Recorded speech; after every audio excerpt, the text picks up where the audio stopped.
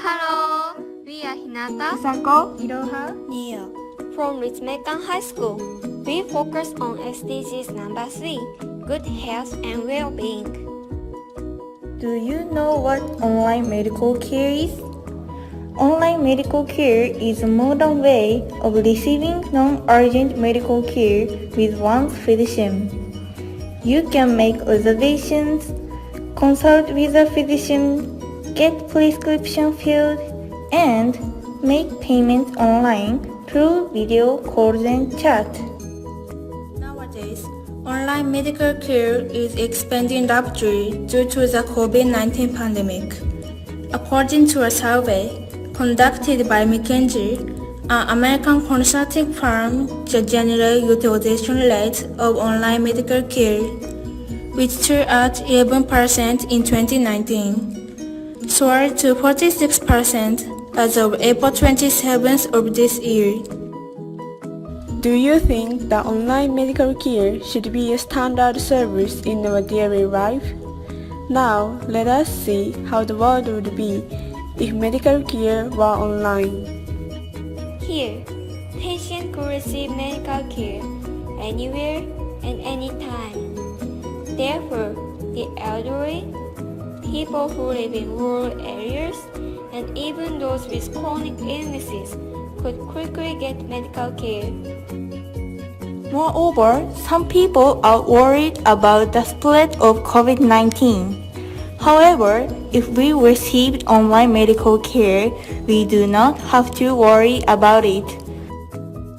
Not only patients, but also doctors or hospitals has benefit. For example, hospitals can reduce the burden of office work. We stated only positive points, but there are negative points too. For instance, online examinations can provide information only through video and audio. So, a doctor may not see small changes in the patient's body. That is why the doctor cannot make an adequate diagnosis. Many people think that the burden of doctors and nurses has decreased because of online medical care. However, this is not the case. The benefits of patients getting medical care anytime has put added pressure onto nurses. The expansion of online practice has led nurses to stay up late, checking on patients. Based on these situations, do you think online medical care should be more rapidly available globally? How should we face the lack of medical care access during the pandemic? Let us discuss it together. Thank you for listening.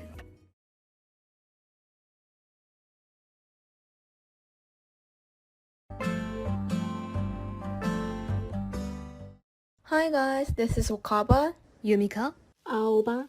and Sakura from Ritmekan High School. Today, we want to tell you about our school's new education system. Our school. Wait Sakura, let me first talk about the old education system at our school, then our audience can understand the difference. Okay, sure. Well, our school used to have the regular education system as other schools. For example, we used to take notes by hand for almost every subject. Also, we used to submit our homework to the teacher by paper. Yeah, I think that is the regular education system in each school. So, how did it change?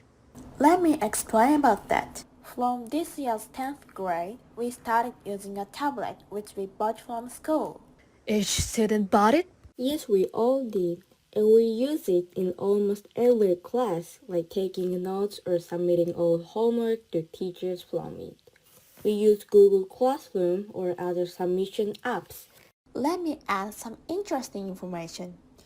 In the old system, students needed to write down all of the words and draw graphs which the teacher wrote on the whiteboard until they erased it. However, by using this tablet, we don't need to write it all down before they erase it. Can you guess why? I don't have any idea.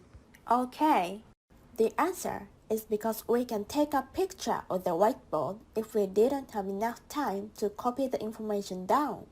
Wow, I am so bad at taking notes, so I want our grade to introduce this system too. Are you sure? I am using a tablet, but I don't think this is a good system.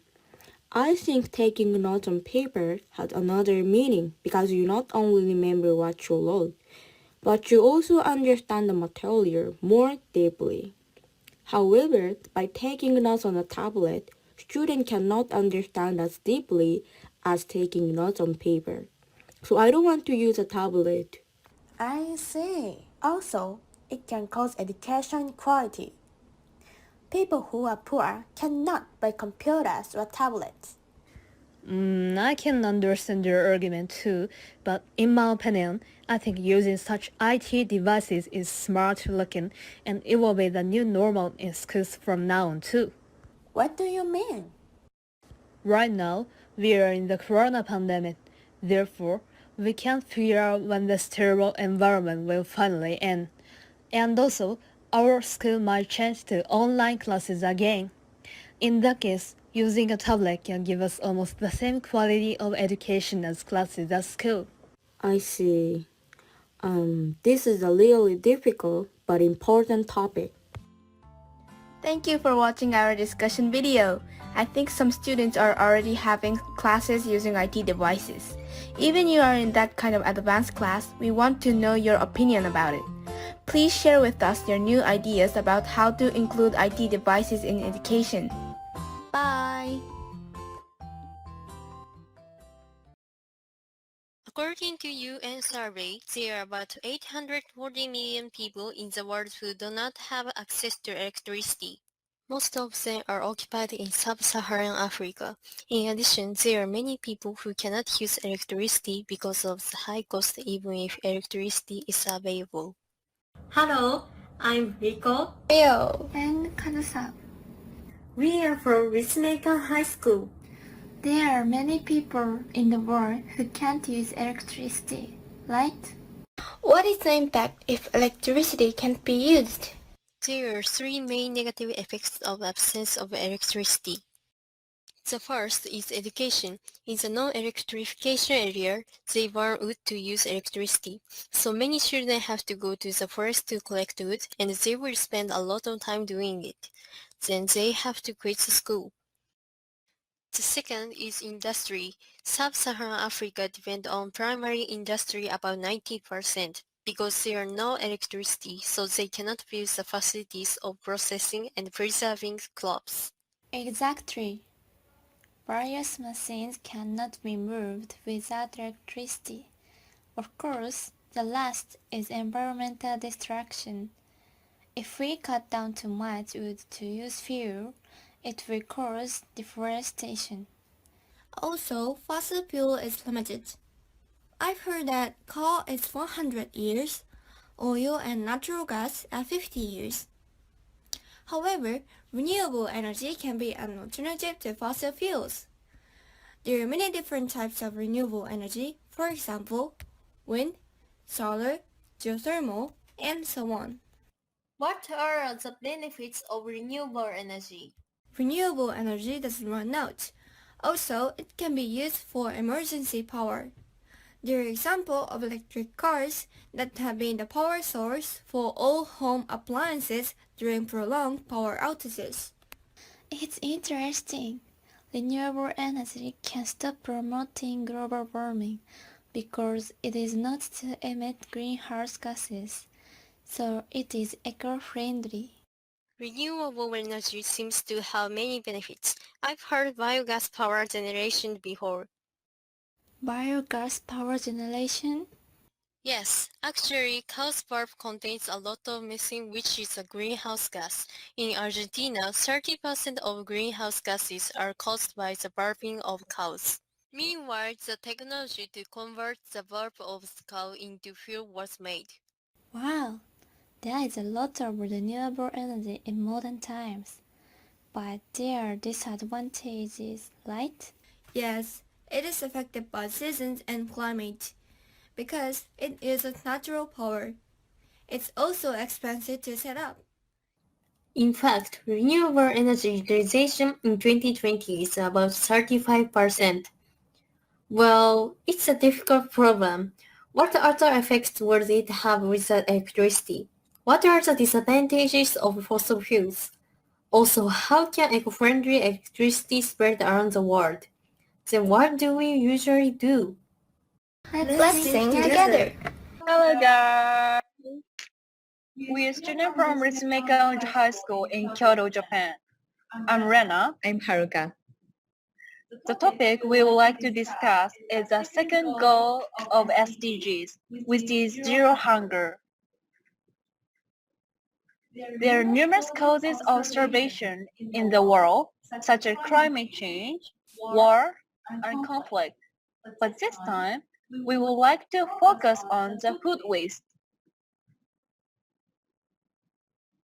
As a premises, our group thinks that reducing the amount of food waste will lead to reducing hunger, because we think that the food people in developed countries like we waste can be valuable groceries for people in developing countries who suffer from securing food resources. Now, it is time to think deeply about food waste happening recently. As you might have heard about this news, it was reported that Tokyo Olympic Games organizer admitted to throwing away over 4,000 boxes of food on the day of opening ceremony. It is said the reason why this happened are the large number of orders and the lack of time for the volunteers to have the boxes of food. So as you can see in the slide, there are lots of waste in the world. The number of 1.3 billion tons is actually one-third of the amount of food which is produced for the people to consume. The amount of food we didn't eat can make 2 billion people satisfied with their food. So the main three reasons of food waste produced by farmers are poor storage facilities in farms, lack of access to technology and markets, financial investment required to harvest them is often unavailable. So because of these reasons, the situation of food waste is crucial. However, consumers in rich countries waste almost as much food as the entire net food production of sub-Saharan Africa each year. So here is the question which we will discuss in the discussion fair. The question is, how do we reduce foods that can't be eaten by people? We are looking forward to seeing you online. Hope we can have a great discussion. Bye.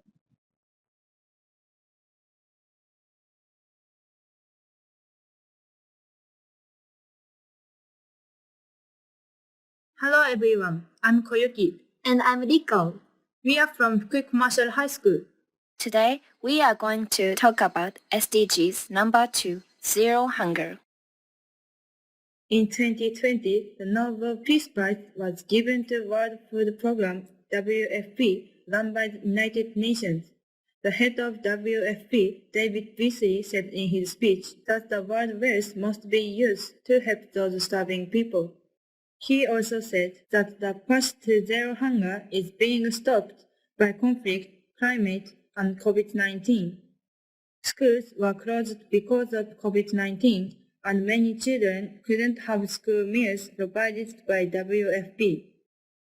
As a result, in 2020, more people fell into hunger than in the previous 5 years combined.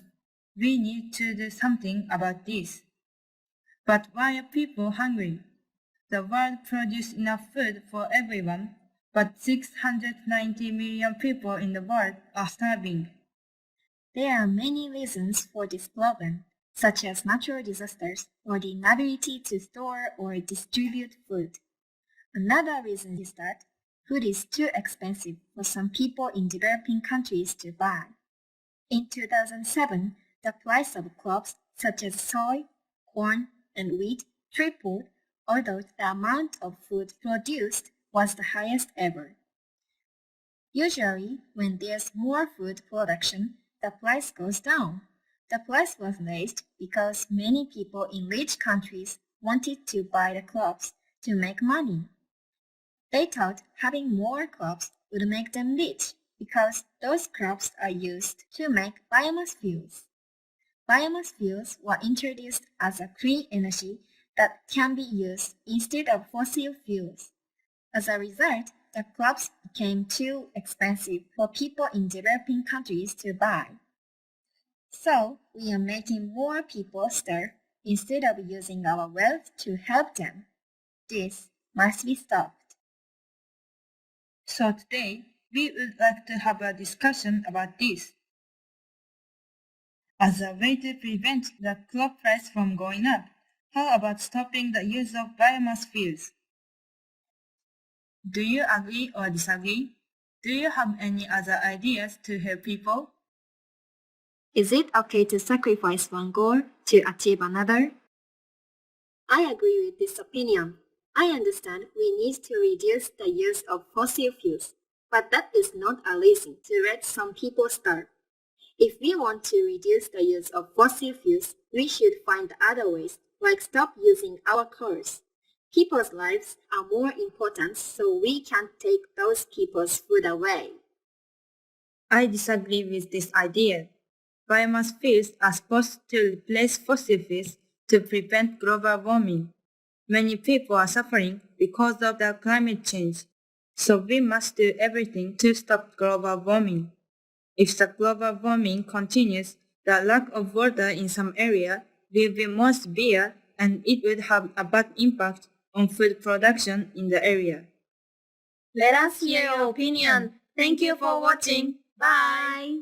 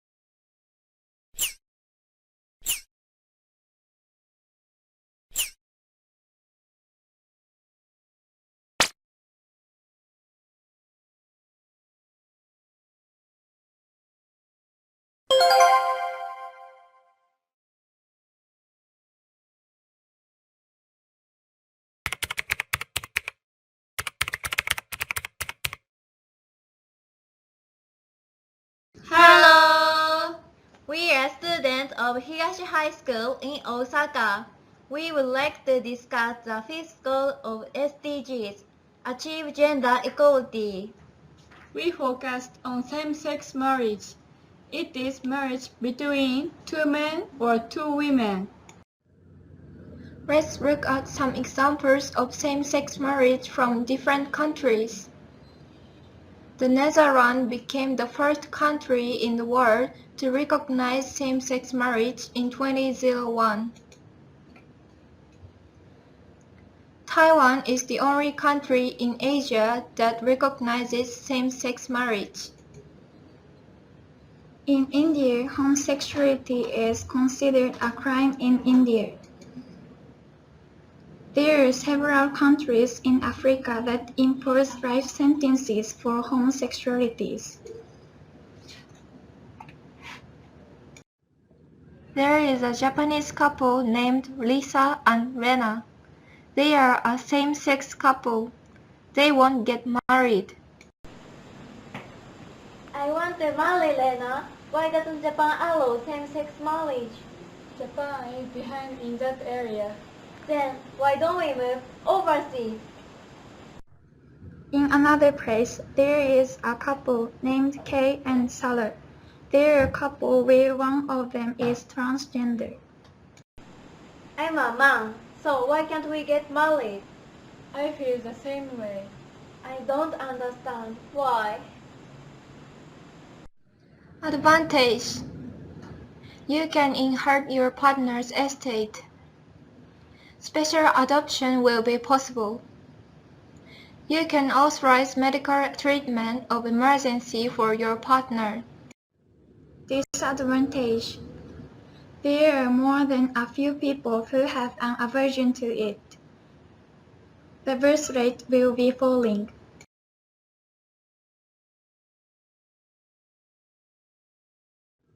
Civil partnership.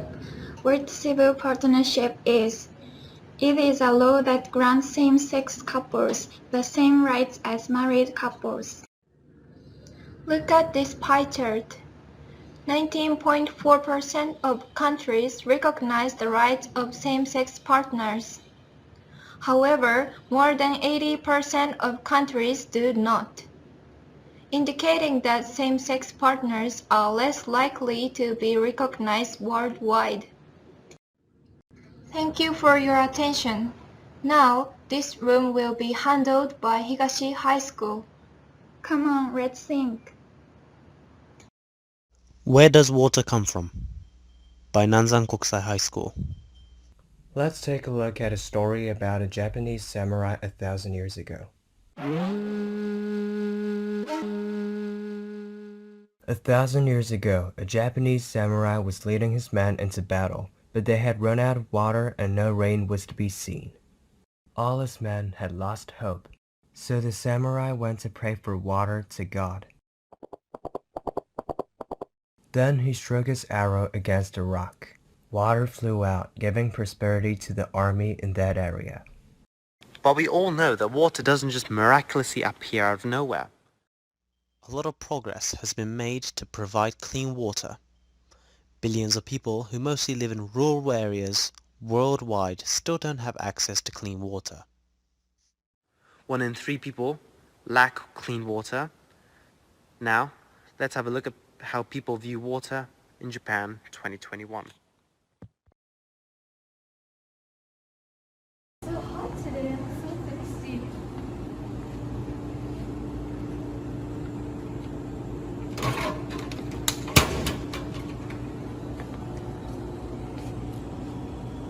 Hey, why are you drinking mineral water instead of tap water? I just feel like drinking tap water will make me sick.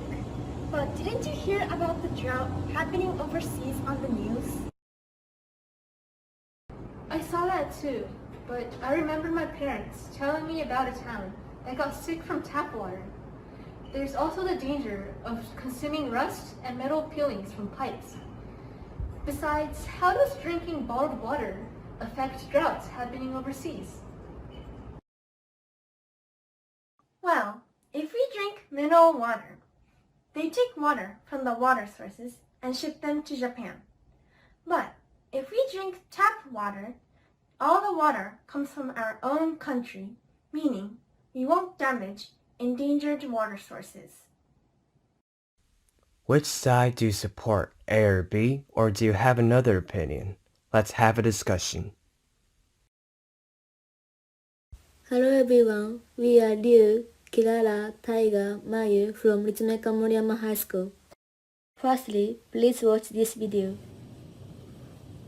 Hey, what are you doing? I'm just donating. You shouldn't do that. Why not? Because I'm sure that you are donating for goodwill, but unfortunately, donations make people in developing countries suffer. Today, we are going to discuss about what impact will donation have. I think we don't have to donate. NGO gives free foods or clothes by donation to those countries.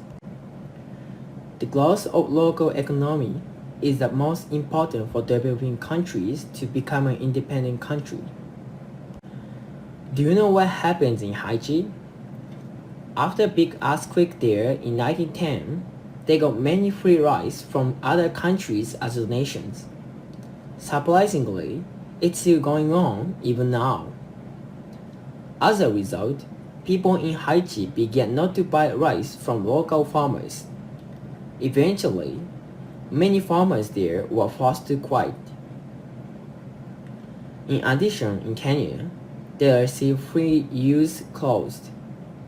Then, the local textile industry got big damage and people in Kenya began to rely on clothes from abroad. Many people who have own business say, we don't need help from abroad.